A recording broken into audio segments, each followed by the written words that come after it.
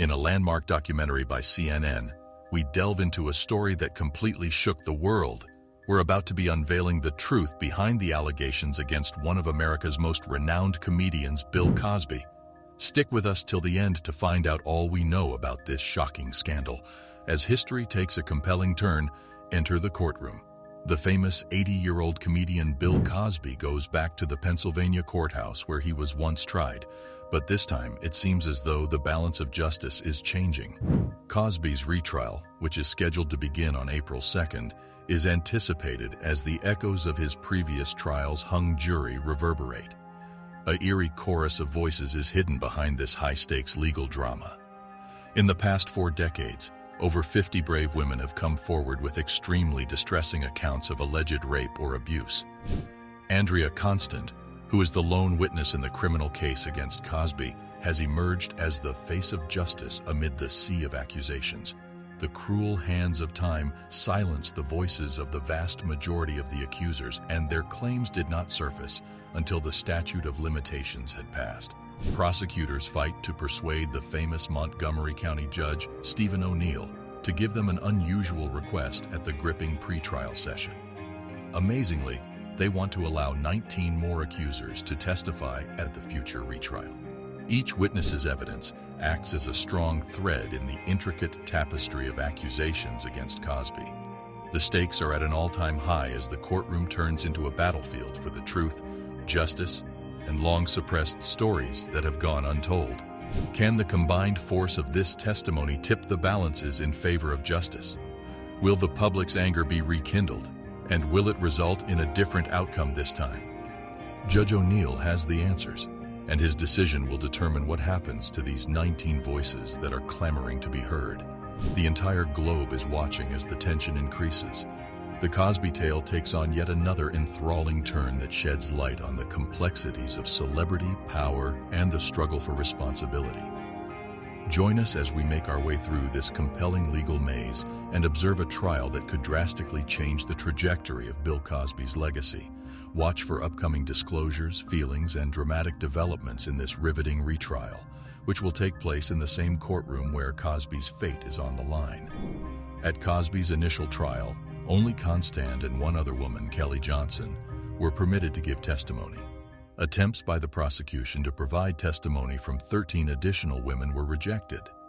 To demonstrate that Cosby had a pattern of misbehavior and that Constand's case wasn't an isolated occurrence, the prosecution wants more accusers to testify this time.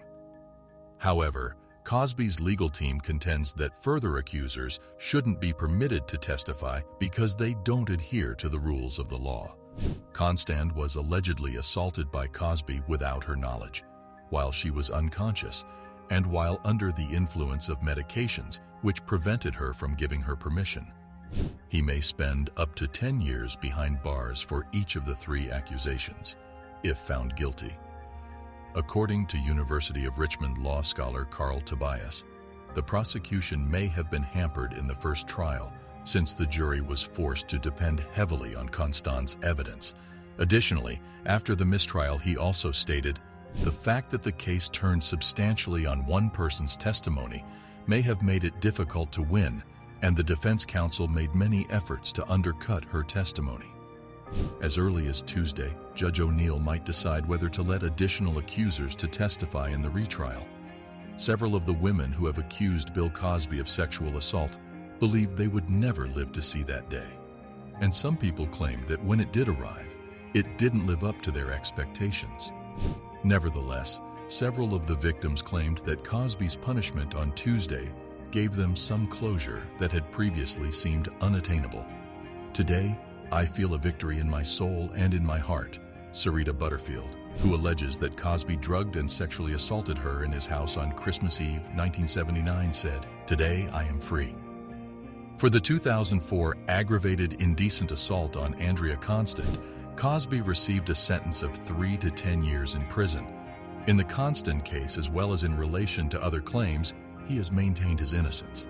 That attitude was characterized as lacking regret by Judge Stephen O'Neill, and this affected the severity of his punishment. Over the years, dozens of additional women have come forward with identical claims, that the man formerly known as America's Dad drugged and raped them. Due to state rules that restrict the amount of time that may be spent prosecuting sex crimes, the majority of these accusations will never be tried, and to some, the women may always be referred to as accusers rather than victims or survivors. However, many of those women claim that they now feel empowered to fight statutes of limitations in order to give other victims a chance at receiving justice. On Tuesday, some of the women who have accused Cosby of abuse responded to his punishment. Here is what they said. "My life could have been so much more." One of several women who accused Cosby of ruining their lives after an alleged encounter in 1986 was Stacy Pinkerton. She claims that after being advised to remain quiet about it, she did so until she began to hear reports from other women. "How has it impacted my life? It has impacted in every way possible, most of all my health, my career, and decision to further my studies at the time." She claimed that she relocated a lot following the supposed encounter. When his career was at its height, she eventually relocated to Europe, where it was easy to avoid seeing his face on television. "No place was far enough away from Mr. Cosby," she remarked. "These things never leave you, no matter what. Your trust and health are impacted."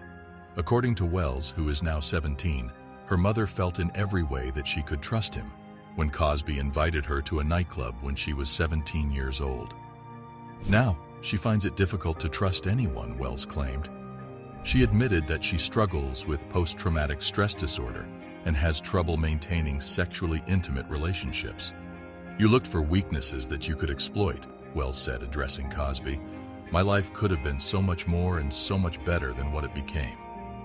Given Cosby's ongoing insistence on his innocence, the sentencing for many women was bittersweet.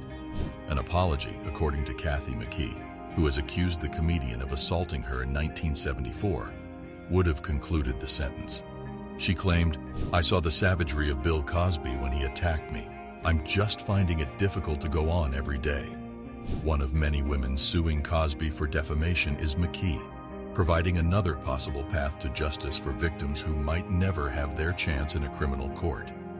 Nevertheless, the claims against Cosby forced California to repeal its rape statute of limitations, and many women declared that the struggle would go on. According to Janice Baker Kinney, who testified against Cosby, "Your arrogance led a group of wounded women to come together, to support one another, and to form a bond that can never be broken." Following the sentencing on Tuesday, Gloria Allred, her attorney, read her remarks aloud during a press conference. "Your arrogance sparked a movement that has grown to thousands of women taking back their self-esteem and proudly standing up for what is morally right," Baker Kinney said. "Thank you for your enormous ego and arrogance, for without it, we might not be here today." "People should not feel sorry for Cosby because of his age," Linda Kirkpatrick said. "He did not take my age into consideration when he gave me a life sentence of traumatic memories," she claimed. Although she had mixed emotions over the sentence's length, actress Lily Bernard described it as a hallelujah moment. "On the one hand, I'm overjoyed that justice was done. However, I also feel let down since it is obvious that the 3-year minimum sentence does not appropriately reflect the damage that this man, this rapist, has caused on so many women, including myself," Bernard added. "It does indicate there is now a shift in the legal system that is now going to reflect modern culture, and that now women's voices are being believed and women's lives are being valued."